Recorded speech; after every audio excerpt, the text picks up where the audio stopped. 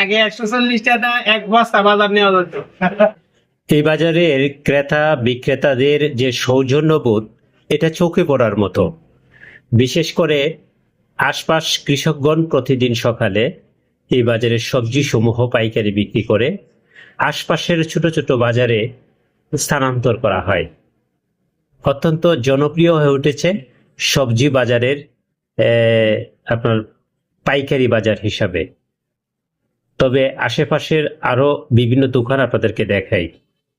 উপজেলার সবচেয়ে সবজি বাজারের মধ্যে সবচেয়ে বড় বাজার যেটা সেটা হচ্ছে বাটাঘাট। আমি এই মুহূর্তে বাটাঘাট বাজারের সম্মুখীনে দাঁড়িয়ে আছি। আমি একজন দীর্ঘদার থেকে যে সবজিগুলো একটু দাম কালেক্ট করার চেষ্টা করবো। আচ্ছা, আজকের বাজারে কি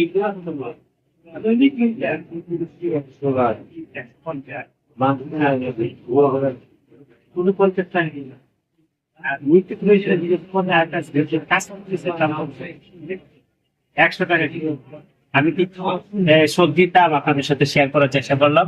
আমি ভিতরে প্রবেশ করি, আরো কিছু তথ্য আপনাদের সাথে শেয়ার করবো। কেজি হিসাবে মাল বেছে লাউ, মিষ্টি লাউ প্রতি কেজি কত? 50 টাকা কেজি। ও আচ্ছা, নতুন তরকারি একটা, এটা জিজ্ঞাসার দামটা কত বাইরে? সাজনার না, হ্যাঁ ভাই, মোটা কত করে সাজনা? কেজি বিক্রি করা হচ্ছে 280 টাকা কেজি সাজনা। সাজনা না 260 না?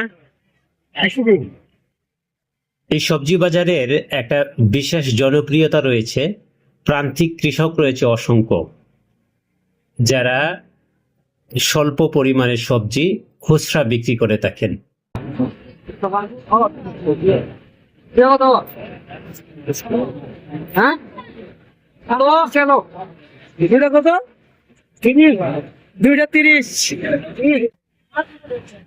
আজকে আমরা নিত্য প্রয়োজনীয় সবজি ক্রয় করতে বাজারে অবস্থান করতেছি। দিগন্ত সাপোর্ট ফোরামের একাধিক সদস্য সবজি বাজারে রয়েছে। সাথে ছিলেন ফয়সাল ভাই, তারপর টিপু আহমেদ। আমরা সবাই এখন সবজি বাজারে ছিলাম এবং প্রান্তিক কৃষকদের কাছ থেকে কিছু সবজি ক্রয় করলাম স্বাচ্ছন্দ্য বোধে। তবে একটা বিষয়, আপনি টাটকা সবজি যদি নিতে চান তাহলে এখান থেকে অতি সহজেই আপনি সংগ্রহ করতে পারেন।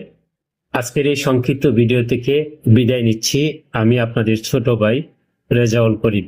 তবে ভিডিওটা কেমন লাগলো অবশ্যই কমেন্টে জানানোর চেষ্টা করবেন। সবাইকে ধন্যবাদ।